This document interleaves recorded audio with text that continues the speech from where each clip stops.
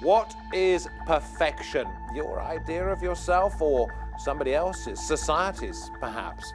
Plastic surgeons say more and more patients are showing them pictures from social media of how they think they should look. Beauty no longer in the eye of the beholder, but somewhere even more nebulous, in the cloud.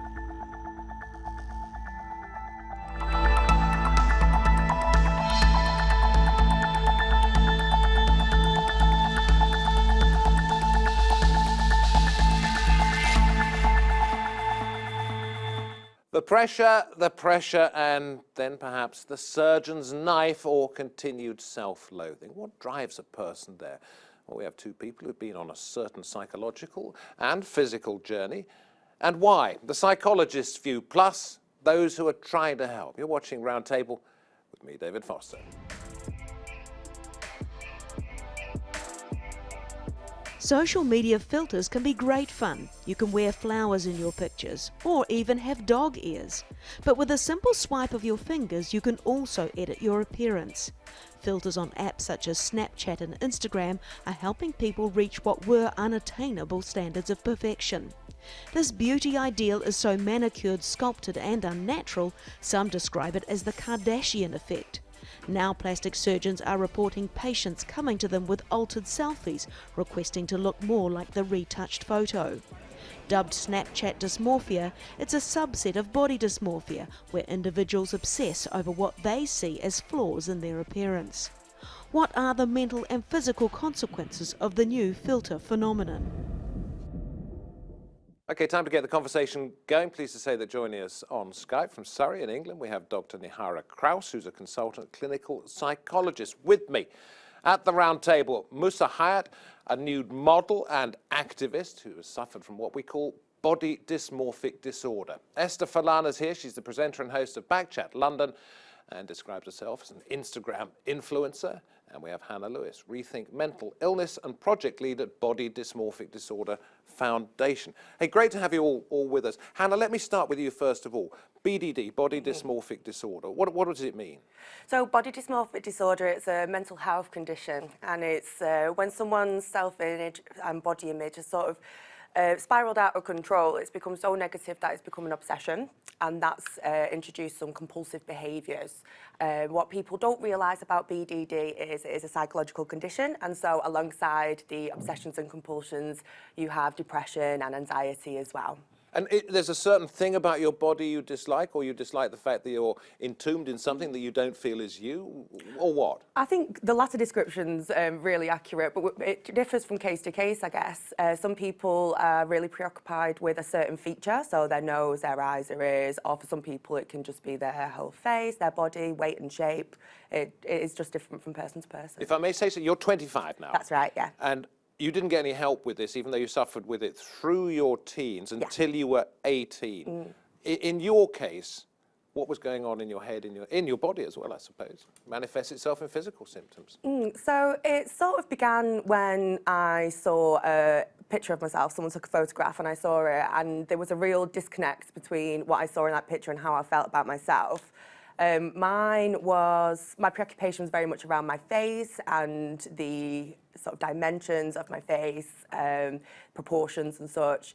So that's where my obsessions began to spiral out of control. My compulsions included, lots and lots of makeup, camouflaging, wearing scarves, hats, trying to not leave the house when possible, trying to keep myself inside, away from the public eye. Esther, I will come to you in just a moment to ask you about some changes that you had done to your body, but Musa, let me come to you on this particular theme.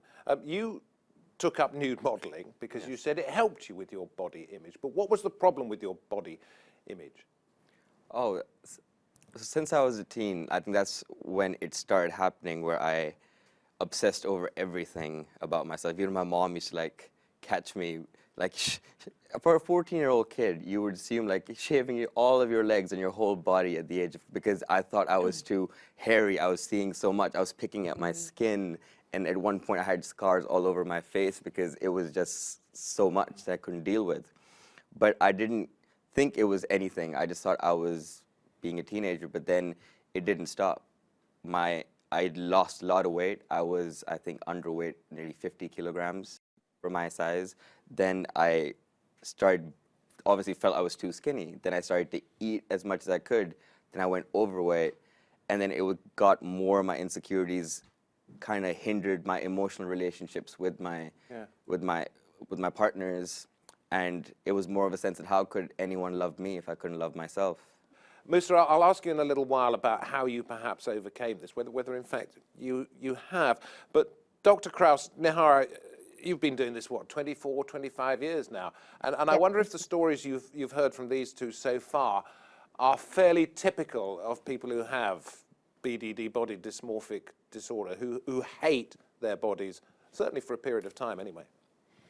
Absolutely. So body dysmorphic disorder, as already defined, is an excessive preoccupation with what is perceived as a flaw or flaws in someone's appearance. It's incredibly distressing. And some of the things that people do as a result is they start to compare how they might look. And this is where social media might feed in some way. They go to great extent to conceal their flaws. They may well really hate themselves so that they will pick at their skin or cause some sort of self-harm, and it affects their daily life. So it's enormously distressing. And are we hearing more about it these days because there are more cases, or simply because people are prepared to talk about these things more and there is more help available?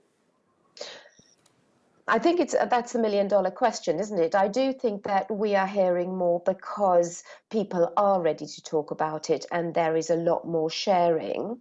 I think also there are perhaps a number of increased triggers that feed into somebody and the insecurities they have when they have body dysmorphic disorder. Yeah, and I suppose one of the triggers a lot of people might say is the fact that people discuss themselves, their lives, their pretend lives, their dream lives so much in the open on social media. Indeed, and I think also social media, particularly if they're image-based, provides a forum to encourage a sort of body surveillance, if I might call it that. So that need to compare is very readily available, and so that can accentuate the anxiety that a person might feel about themselves. Okay, look, guys, at the table, if at any time you want to ask Nihara any questions or say something, if you disagree, agree, or whatever, then please do so. Esther, I'm not casting you as the social media villain in this at all, but we're going to talk about whether, in fact, you're influencing people, because you have had cosmetic surgery, not because you had body dysmorphic disorder, but you just felt like the time was right. You just had a baby. You wanted to sort a couple of things out. Yeah, well, I didn't just have a baby. I decided to have cosmetic surgery when my daughter was 3 years old.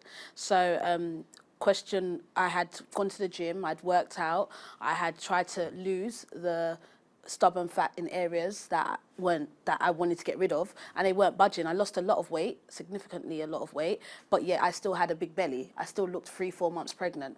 So that is when I then looked into, cosmetic surgery. I'd done a lot of research. I did about 8 months of research before I finally decided to do cosmetic surgery, because I believe it's not an easy decision. You don't just make it a decision like that on a click of a hand. It has to be something that you have to research. You should also check your health to make sure that you're healthy, because not everyone, sometimes people underestimate, what their body can actually take doing surgery. So yeah, and then finally I decided that it was something I was going to do, and it's the best decision I ever made for myself, because at the time, after having a baby, I had a baby at 21 years old. I was significantly still quite young. The changes to my body, it was very unexpected. I was very sporty. I used to play football, netball, I was very, very active. So to then go through childbirth and have my body transition and change to something I wasn't used to, it took a lot for me to get used to it. So I did work out, but yeah, those stubborn areas. And did you shout about how wonderful it was on social media and on your programme Backchat London? About what? About how wonderful it was to have done what you have had done. Yeah, I do. I'm pro cosmetic surgery. If it's done in the right way and done properly, then yeah, why not? I also, when I do promote cosmetic surgery, and I do, because I do also promote it to a certain degree, I do also make it clear that, for example, I don't advise people that are under 18 to have cosmetic surgery. I think you should be of age. Another thing as well, I don't promote or advise people that haven't had children yet to have cosmetic surgery if they plan on having children in the future, because I'm a testimony of how much the body changes after childbirth. I'll ask you in a little while. I mean, we are what we are, shouldn't Yeah, you? You've just exactly. been happy with that. But that's a bigger question. But do you see the dangers in Of course. in going, no, not physical dangers, but the dangers in playing with people's heads in this and saying, look, I had it done, it was brilliant, you should have it done, and perhaps they're not even thinking about it, and then suddenly something's gone wrong because they think they're not right either.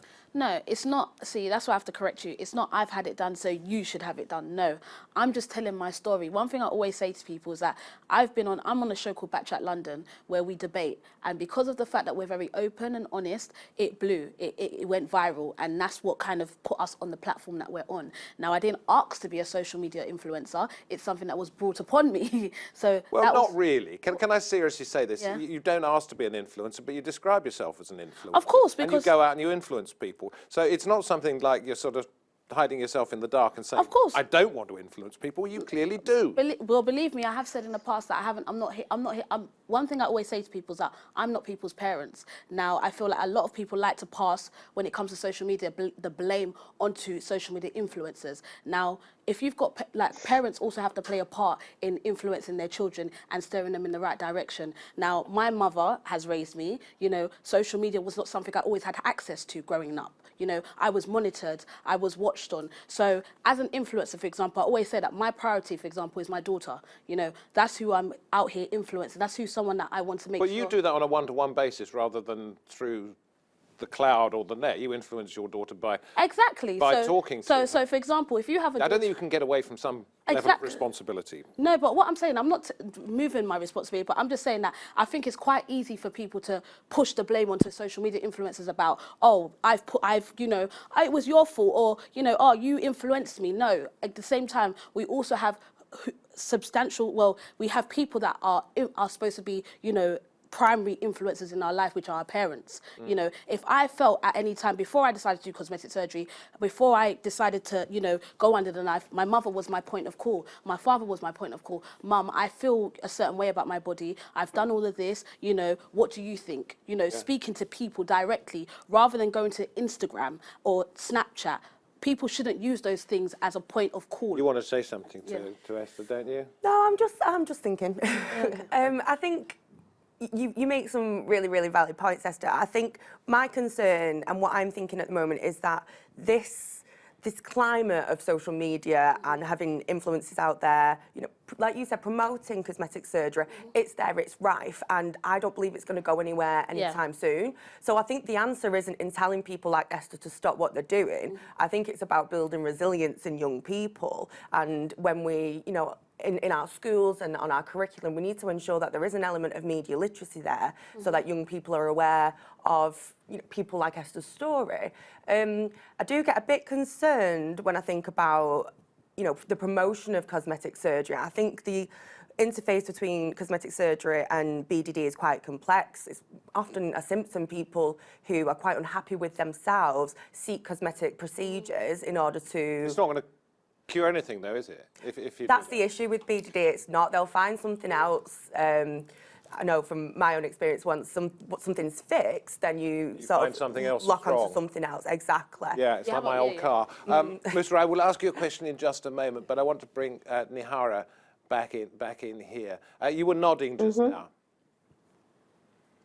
Yes, I think we have to start to think a little bit about how our identities are shaped, how we start to think about ourselves.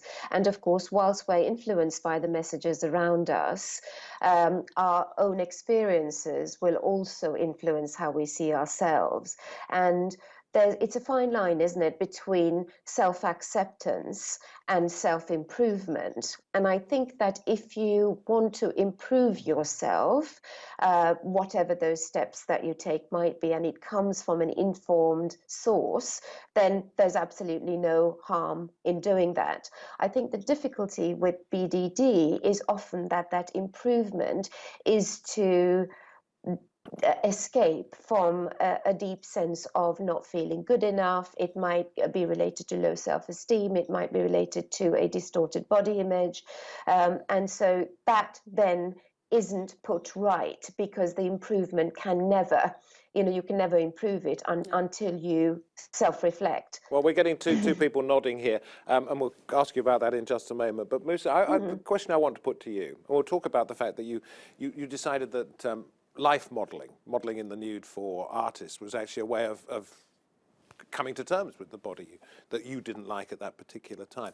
But surely this is all part, and Nihara could come back on this, surely this is all part of simply growing up. We all have insecurities, and we all have to deal with them.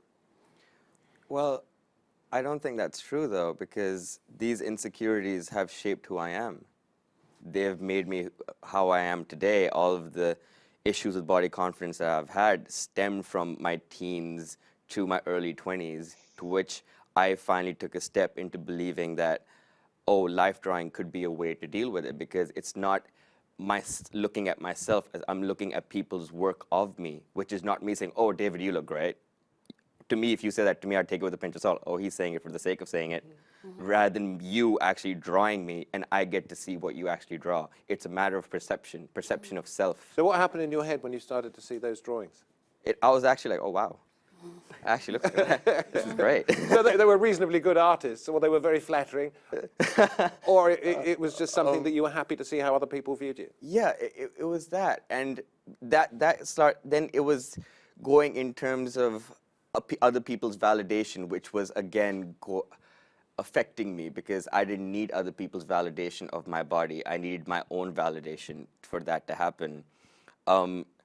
It does help. It did liberate me. It did make me feel better about myself. But like with everything, it comes and goes. I have days where I feel like horrendous. I can't look at myself in the mirror. My partner is like, what's wrong? And I'm like, I just don't want to speak to anyone right now. I'm trying to go into my little bubble. And that's it, though. I've seen pictures of you modelling. Have you? Yeah, they're decent ones. Oh. And you're covered in tattoos. I am. Did you do that because you hated your body?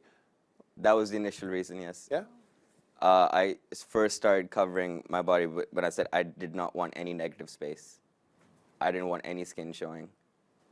But then, because I went on this little journey of like trying to accept myself for who I am, and even though my insecurities are annoying, they're still a part of me, but it kind of grew into love of body art on me, becoming like a human canvas of art, going in line with my nude modeling. So for me, it has helped as well, because like Nihara said, it is a short-term improvement, but it's also realizing if that improvement is actually helping you in terms of self-love. And it has helped me. And I'm not going to cover my face. I know that for a fact. Well, you've got a big smiley face. That'll do. That'll do. Well, yeah, but my there's mom a would tell danger me. here, and I'm not going to go into this one. There's a danger here that in 10 or 15 years' time, you're going to decide you don't like the tattoos because you don't necessarily like what they're showing about yourself, and you're going to be stuck with them. But that's the question for another day. 10 years, 15 years down the line. You two were both, well, you looked eager to say something. So let me come to you first of all. We are who we are, aren't we? Shouldn't we just accept that? Yeah, and I agree with what Nihara was saying. She said you made something quite, like you made about self-acceptance, and I agree with that. You know, it's all about self-accepting yourself and doing, if you decide to go under cosmetic surgery or do any form of changes to yourself, it's about accepting, you know, if they're, being able to accept it. Like before I decided to go for cosmetic surgery, I had to accept that, you know, I wasn't happy with this part of my belly. You know, it was coming out, I was being asked, am I 3 months pregnant? And that used to disturb me. And then you also said that another thing about being a social media influencer, I agree, you know, we do have a slightly of responsibility to those who follow us, but I believe that with me, I have a story, and that's why I always made it. I could have just, you know, said, oh, this body is natural, you know, it came from God made me like this, and people would have been like, oh, I'm gonna go to the gym and break my back until I get to the body I want. But I was honest, I said, no, this body is not natural, this is how I've gone about it, but this is the story behind it. Do you know what I believe the biggest killer is, the biggest problem that we have is stress? Of course, and if you start worrying about everything all day, every day, then it's going to kill you. Yeah. So we do just have to say, that's it. You know, sometimes I'm not going to have a 6-pack. I mean, I've probably got more like a 12-pack at the moment. You know, we just have, it's acceptance, isn't it? Yeah. So would you ever advise anybody to go out and get fixed, if you like, cosmetically? I mean, yours is a form of cosmetic surgery. Hannah, would you? Body modification. Well, Yeah. I think it's difficult for me to tell other people what to do, but I think... But people come to you and say, what can I do about this? So in the support group that I run, people are considering cosmetic surgery, and what we say is before you go ahead with the cosmetic surgery, let's go through some CBT, some cognitive behavioural therapy, and see if that changes how you feel about yourself, and if you still want to go through with the cosmetic procedure at the end of treatment. And at the end of treatment, people find that they don't want to go ahead and fix the body part because that wasn't the problem that needs fixing. The problem's a lot more deep-rooted about, like Nihara said, how someone feels about themselves, their self-identity, their self-image. And I think I just want to go back to your point earlier, David, when you said, does everyone just have poor body image? And I just want to raise that with body image, it's a bit like mental health in that it comes on a bit of a spectrum, and everyone has mental health, good or bad, and similarly, everyone has a body image, good or bad. So it's about harnessing your body image and making it a positive thing. And I think what's really difficult in the conversations around body dysmorphic disorder is that sometimes it can get conflated with narcissism or vanity. And I think there's a stark difference between someone who is obsessed with their appearance in a sense of self-improvement to someone who physically can't leave the house because they're so ashamed of how they look, and that's where we get into the realm of real psychological distress. Well, let's ask Nihara about this. Is there a danger in lumping it all together? There's absolutely a danger in lumping it all together because it denies people who really do have body dysmorphia the focus and the support that they need. As I mentioned before, it's an incredibly distressing condition. It can lead to, depression. It can lead to self-harm, and sometimes to suicidal thoughts and behaviors. So it's important that we identify it as belonging to a particular group of people and offer them as much support as possible. Musa, I think you used a really good word. You talked about self-love, and I think it's that's the bit, isn't it? Is that how do we create an environment for people to start to think positively about themselves? What are we doing? What messages are we giving that influence and impact on people's self-esteem? And if part of the portrayal is something about perfection, then that becomes a very difficult baseline for people to aspire to and reach. So that's, I think, one of the things we have to start to think about. Yeah. Musa, you did it in a life class. That was your way of sort of saying this is the way other people see me. Cured is not the right word, but are you over this? Have you got through it? I have managed to deal with it. I think that's the best way to put it. It's not like I'm cured. It's people having good and bad days. Mm-hmm. There are days where I'm so anxious about myself that I just need to be held. Just hold me. Well, some days I feel... What brings it on? Nothing in particular? It's a trigger. It's just a trigger. Yeah, like that's the best way to put it. I wake up and I'm just not feeling myself. Yeah, that's the best way to do it. I look at myself in the mirror. I'm like, not today. Yeah. Okay. Yeah, and very quickly, Hannah, you said social media helped you. Yeah, I Bring think... you into this, Esther. We've only got a minute or so to go. Okay. Yeah, so you said it helped you get over this. Yeah, I think my point is that social media isn't the causal factor of BDD. So body dysmorphic disorder has been around a very, very long time, since about the 17th century. And especially when I was 8 years old, I didn't have social media. So I think we need to sort of unpick that a bit and realise that it's not a causal factor.